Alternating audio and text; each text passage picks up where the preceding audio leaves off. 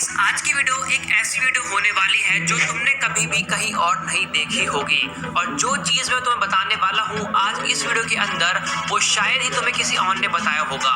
ऐश की लाइफ में उसके पोकेमॉन बहुत ही ज्यादा इंपॉर्टेंट हैं, बट तुमने कभी सोचा है कि उसके main Pokemon like infinite Pikachu उसकी लाइफ से कैसे कनेक्टेड है? वेल, सोचा होगा, बट जो मैं तुम्हें बताने वाला हूँ उस तरीके से बिल्कुल भी नहीं सोचा होगा।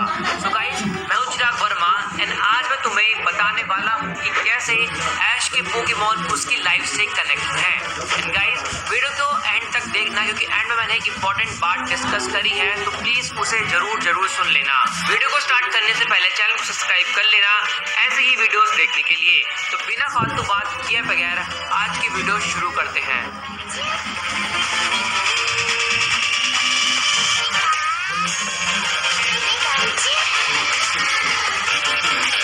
तो मैं सबसे पहले बता दूं कि इस वीडियो में मेनली 6 पोकेमॉन इंक्लूड हैं जिनका काफी स्ट्रॉन्ग कनेक्शन है ऐश के साथ, like Greninja, Pikachu, infinite, septile, Charizard and Lucario. अब ये पोकेमॉन मैंने इसलिए चूज किए हैं क्योंकि ये पोकेमॉन ऐश के साथ किसी न किसी तरीके से कनेक्टेड हैं। वेल, सबसे पहले स्टार्ट करते हैं बॉडी के मेन चीज यानी कि सोल, आत्मा से। जो ग्रीनिंजा की सोल है वो रिप्रेजेंट करती है ऐश की सोल को। पोकेमॉन XYZ में जो बॉन्ड इवोल्यूशन है वो इस चीज पे डिपेंड करता है, जब दो लोगों की सोल परफेक्टली सिंक्रोनाइज करती है तब वो दो बॉडी एक सोल बन जाती है। वो दोनों पार्टनर सोल परफेक्टली सिंक्रोनाइज करती है तब वो दो बॉडी एक सोल बन जाती है। वो दोनों पार्टनर एक जैसा सोचते हैं, एक जैसी मूवमेंट करते हैं एंड पेन भी सेम डिस्ट्रीब्यूट करते हैं। एक मेन बात ये है कि दोनों ही अपनी सेफ्टी से पहले दूसरी की सेफ्टी को देखते हैं। इस तरीके से ये प्रूव होता है कि ग्रीनिंजा ऐश की सोल को रिप्रेजेंट करता है। Next one is heart. Heart की बात करूं तो बिना किसी डाउट के वो वन एंड ओनली पिकाचू ही हो सकता है। वो इसलिए क्योंकि हार्ट एक बॉडी का इम्पोर्टेंट पार्ट होता है, वैसे ही ऐश की लाइफ में इम्पोर्टेंट पार्ट पिकाचू है। ऐश कहीं भी ट्रैवल करे वो अपने पिकाचू को छोड़कर कहीं भी नहीं जाता। हर जर्नी, हर खतरे, हर खुशी में पिकाचू होता है ऐश के साथ। और ये इसलिए भी है क्योंकि पिकाचू ऐश की लाइफ का एक अनएक्सपेक्टेड पोकेमॉन था जो उसकी लाइफ में आया। अगर ऐश टाइम पर प्रोफेसर ओक की लैब में पहुंच जाता तो शायद हमें ऐश की लाइफ में पिकाचू देखने को बिल्कुल भी नहीं मिलता। इसका प्रूफ एक और ये है कि जब भी एनिमे के अंदर पिकाचू ने अपनी याददाश्त को खोया है, ऐश ने अपने दिल से पिकाचू को पुकारा है और पिकाचू की याददाश्त वापस आई है। तो इन सब चीजों से ये प्रूफ होता है कि पिकाचू ऐश की लाइफ में उसके हार्ट को रिप्रेजेंट करता है। ऐश के पास सोल एंड हार्ट तो है, बट बिना हार्ट बीट के ऐश अधूरा है।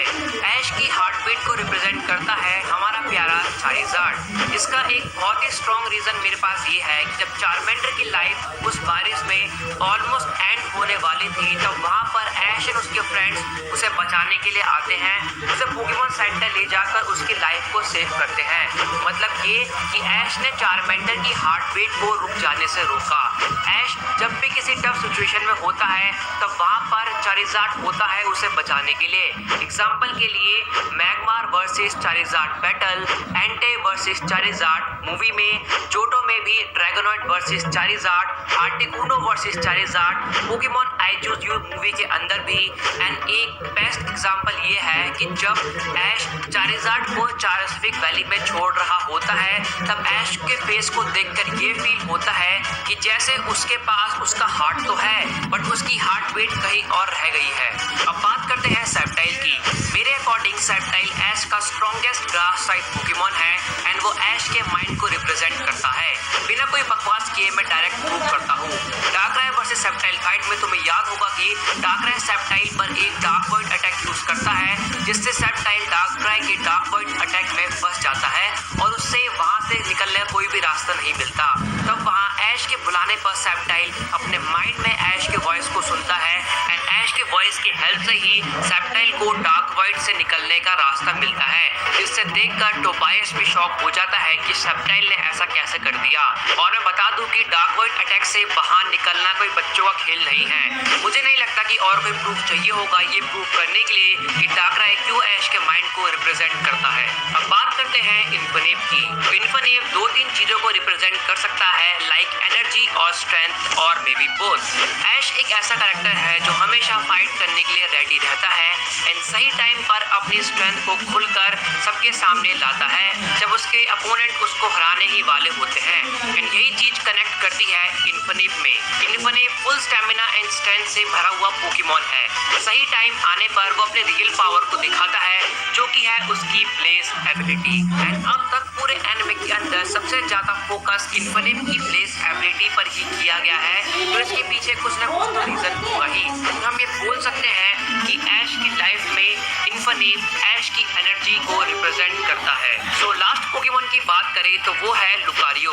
देखा जाए तो ऐश एंड लुकारियो का बहुत ही पहले से कनेक्शन चलते आ रहा है एंड ये बात तो ओपनली सबको पता है कि ऐश का सर एरन से ऑरा पावर का कनेक्शन है। बट बात ये आती है कि लुकारियो क्या रिप्रेजेंट करता है। तो मेरे अकॉर्डिंग लुकारियो रिप्रेजेंट करता है करेज एंड विल पावर को।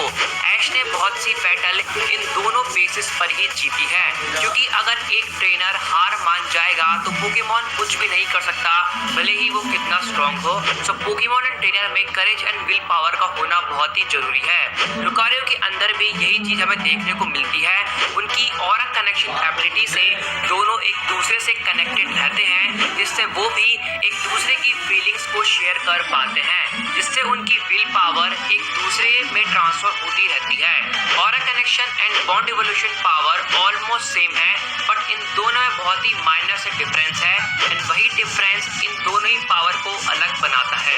वेल आई होप गाइस कि तुम सबको आज की वीडियो अच्छी लगी हो।